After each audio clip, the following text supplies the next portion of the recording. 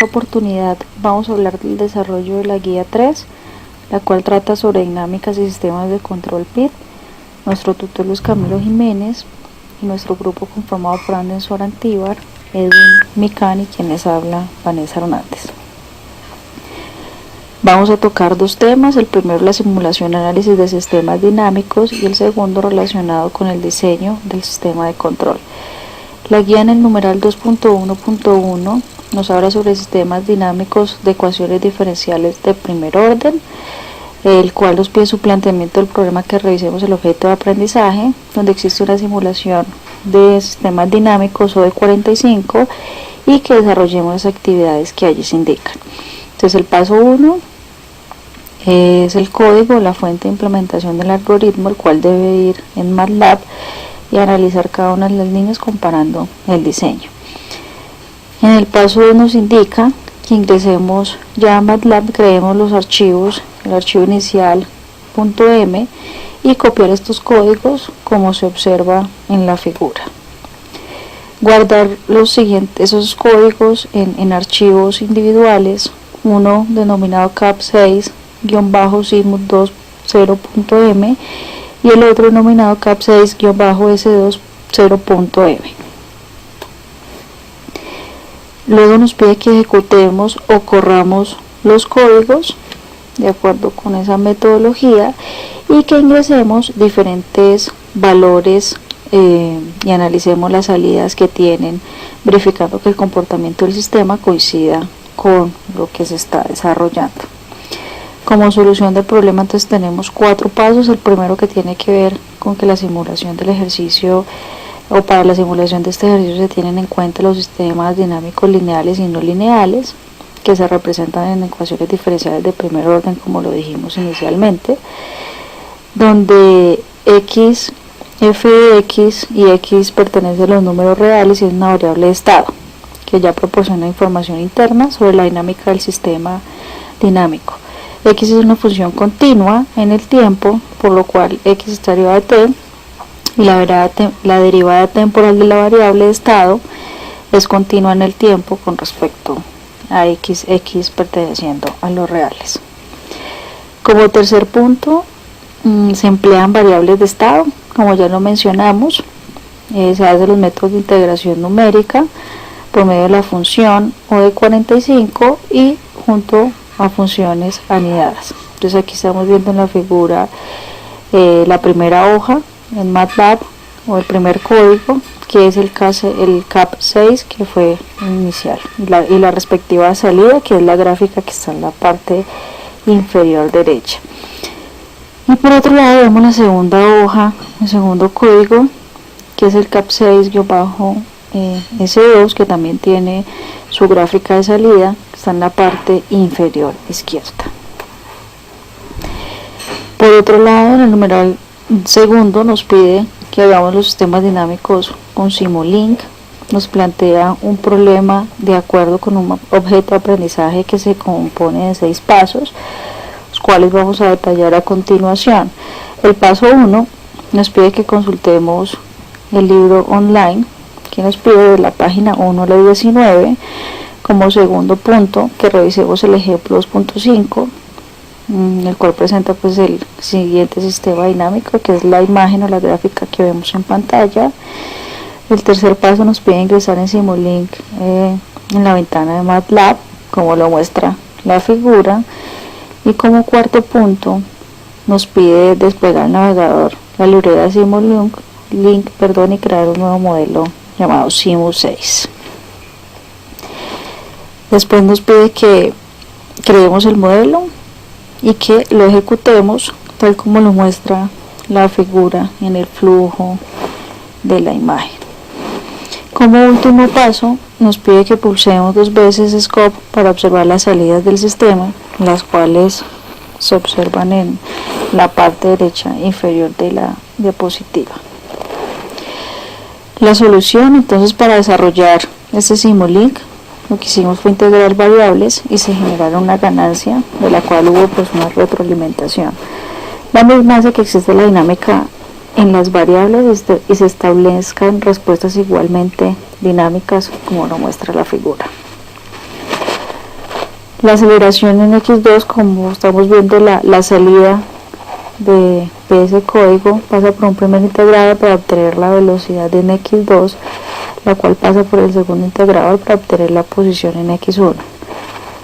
Se emplea un bloque buscreator para desplegar las señales del sistema sobre un bloque medidor tipo osciloscopio.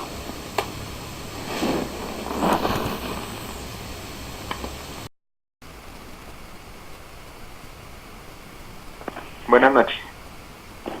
La segunda parte de la actividad grupal consistía en diseñar un sistema de control. Debíamos revisar el objeto de aprendizaje 3, sistemas de control, y desarrollar las actividades que ahí se indicaban con la metodología utilizada. Las instrucciones específicas para realizar la actividad consistían: elaborar un modelo del motor escogido en Simulink utilizando como guía el procedimiento del objeto de aprendizaje, diseñar un sistema de control PID para el motor elegido, suponiendo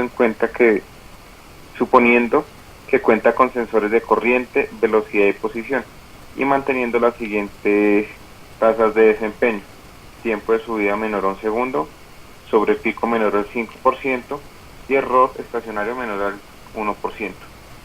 Implementar el control dentro del Simulink siguiendo las indicaciones y los elementos de programación del objeto de aprendizaje, ejecutando la aplicación y analizando los resultados, corrigiendo los cálculos analíticos y el diseño del sistema de control en caso de encontrar regresiones, y anexar los códigos desarrollados.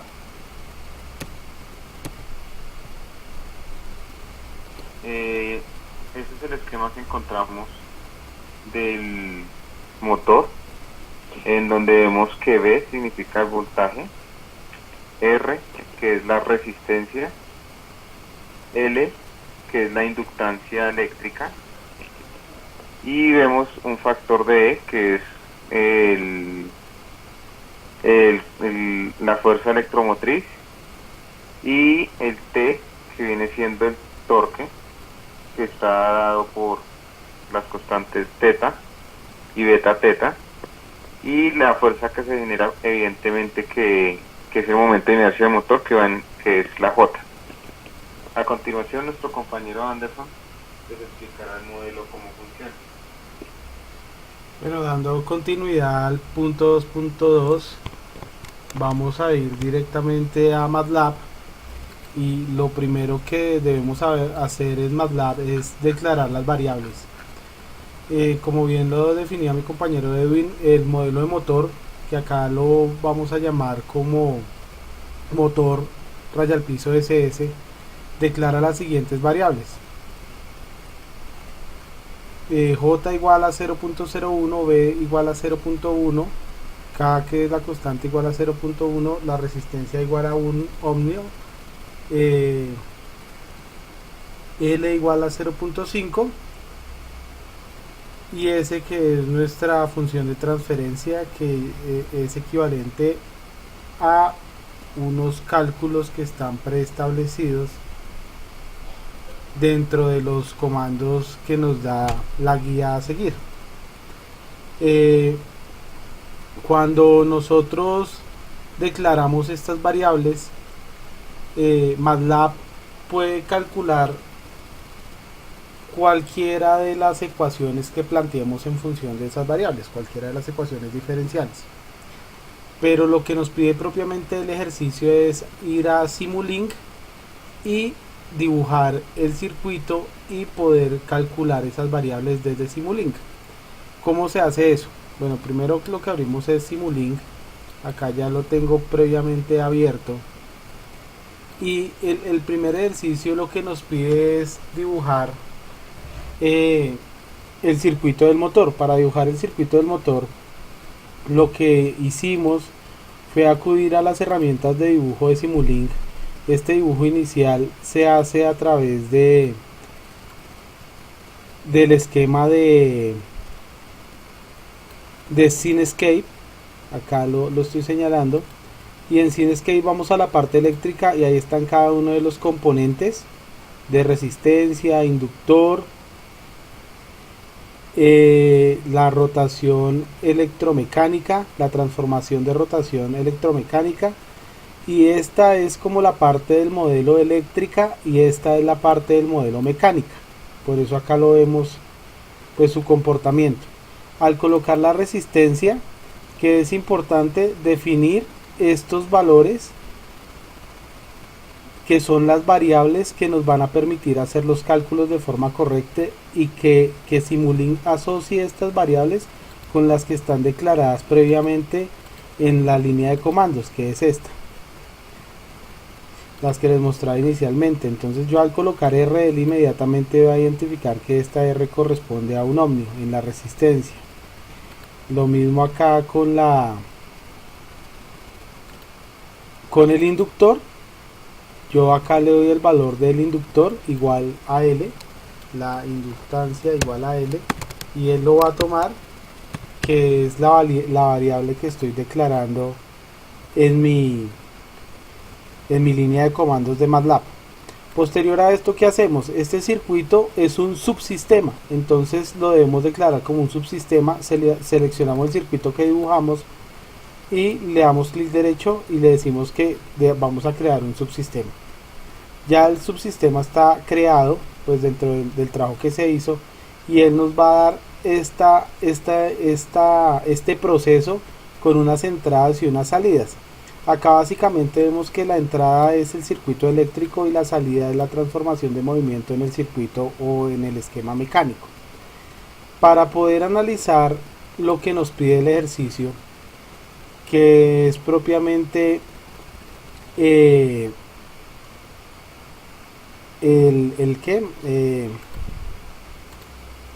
tiempo de subida menor a 1, el sobrepico menor a 5 y el error de estado estacionario menor al 1%, desde Simulab lo que debemos hacer es diseñar ese mismo circuito, pero no a través del sistema que lo hicimos acá, que fue Sinescape, sino hacerlo propiamente desde los comandos directos de Simulink. En esos comandos directos de Simulink tenemos que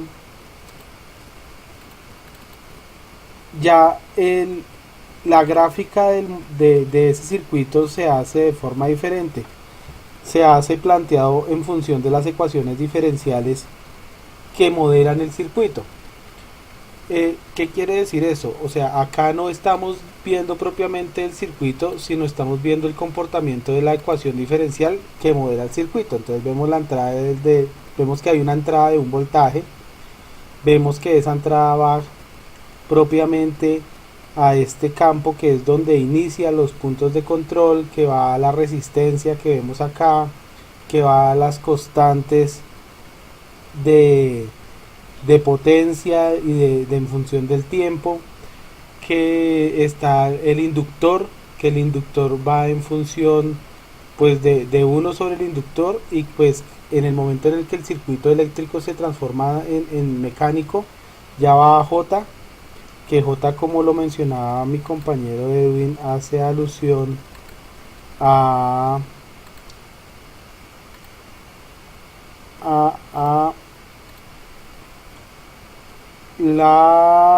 el momento de inercia del motor. Es la transformación de ese punto eléctrico al momento de inercia del motor. Entonces, volviendo acá a MATLAB, y posterior a graficar este circuito y asociarlo con las variables también para que haga los cálculos, vemos acá R, acá en el inductor vemos que es 1 sobre L, acá en el segundo paso del inductor, que es la transformación, vemos que es 1 sobre J, y acá finalmente la salida. Creamos un subsistema que nos permita entrar a modelar este subsistema. Esta cajita de acá hace alusión a este proceso. ¿Para qué? Para poder colocar los sensores y crear el PID, el PIT. Entonces esta entrada 1 lo que hacemos es reemplazarla por un step en el cual vamos a definir la entrada de tiempo, que es igual a 1, y esta salida la vamos a transformar en un osciloscopio para poder visualizar cuál es el comportamiento de eso. Si yo lo ejecuto, vamos a ver que tendrá que generar una gráfica posterior al análisis del sistema. Está un poco lento MATLAB, pero vemos ahí que nos generó la gráfica del osciloscopio y está haciendo el cálculo pues correspondiente a la función de ese circuito de acuerdo al modelado diferencial que se hizo. Ahí vemos el comportamiento y la caída del circuito en función de 1. Entonces damos respuesta a la primera pregunta. Ya para hacer los análisis posteriores, ¿cómo se hace? Vamos acá a la herramienta de análisis, que es esta, el Stream Select o el análisis gráfico que está acá. Y lo que hacemos es empezar a analizar cada una de las gráficas para dar respuesta a las preguntas que nos están planteando. Desde MATLAB también lo podemos hacer, y desde MATLAB es mucho más sencillo porque se hace a través de una serie de línea de comandos. Básicamente el comando que utilizamos es Linear System Analyzer y decimos que dibuje de acuerdo a la declaración de variables y a la declaración de las ecuaciones diferenciales, que me muestre el comportamiento del motor, y esta otra que es RP motor, que esta es la función de transferencia en un segundo. Entonces vamos a declarar esa función. Acá vemos que nos está generando el gráfico. Para hacer el comparativo y poder ver el error estacionario, lo que hacemos es importar la función de transferencia de RP motor y vemos acá la comparación y ahí vemos cuál es el error de transferencia, dando respuesta a la segunda pregunta. Para dar respuesta finalmente a la tercera pregunta, lo que hacemos es la variable de estado en 5 segundos es llamar la función motor SS para que nos calcule los polos de esta función y ver que realmente el control que se ejerce sobre el sistema sea real y funcione. Entonces vamos a MATLAB, ejecutamos la función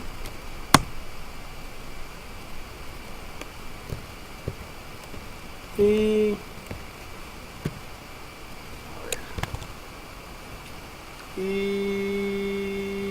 no nos generó la respuesta, pero porque hubo algunos errores en la declaración. Bueno, propiamente digamos que esta es la explicación del trabajo que se hizo con MATLAB. Agradecemos a las personas que han visto este video, esperamos pues por lo menos haber contribuido en algo del aprendizaje sobre este maravilloso programa, y agradecemos al profesor. Buena noche y que esté muy bien.